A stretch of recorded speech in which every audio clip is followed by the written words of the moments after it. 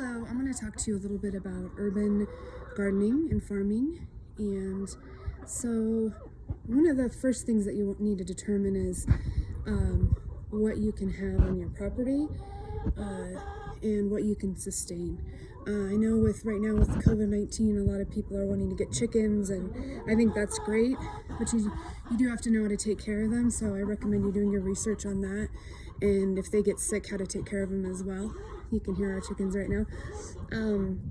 So my husband and I have been in this house for about 11 years, and we're slowly just building and adding things as much as we can. And I will tell you that it's very fulfilling to be able to grow your own food. And now we're at a very small level here. We don't have enough food to where we don't have to go to the grocery store or anything. This is more of like supplementing your food. So starting in the backyard, we have a lot that we have planned to do. If you do get chickens, definitely plan where you put them. It's super important. The main thing we were thinking about when we planned was security. So we built our chicken coop between a fence and our garage because that was the most secure from predators, and actually it has paid off because we haven't had any of our chickens killed, and we have friends who've had chickens killed. In the city, one of the biggest predators is our dogs, so be aware of that. So with the chickens, we are going to move the coop to the other side, further away from our neighbors. We have renters on both sides of our house that we own, and so that's also something to consider too. If you own your house and you're planting and you have animals, really consider where you're putting things. I really would have thought about that a little differently. 5 years ago, I would have done things differently. So one thing to keep in mind when you have animals and when you're planting food, especially food, I would recommend not planting food right next to your neighbor's fence because they may not have the same philosophy as you when it comes to pesticides, and we don't do pesticides or anything like that, but that doesn't mean that your neighbors aren't going to use it and spray it on the fence line and get into your food for your animals. So be aware of that.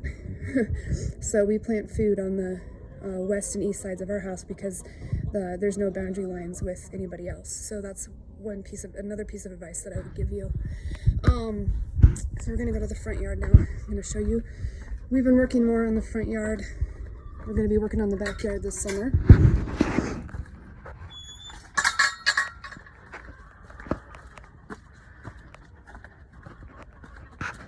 So we have grapevines that we're growing right here.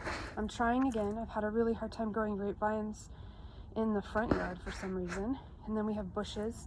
Right now everything is very dead. It's spring. We just had a bunch of snow. So this is kind of a messy time of year. I'm going to do some more videos in the summer and then again in the fall because things look very different.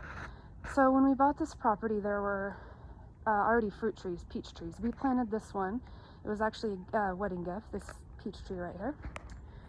And then there's a cherry tree over there, and then that's another peach tree, and then we have a plum tree over here that died. It used to be huge. It died and it came back, but we are going to have to cut that thing down because it's way too close to the house.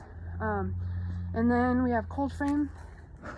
If you've never tried this, I highly recommend it, especially living in a climate like we live in here in Denver, Colorado, because you can have greens throughout the winter. So these mounds are really beautiful in the summertime. Right now they look pretty dead.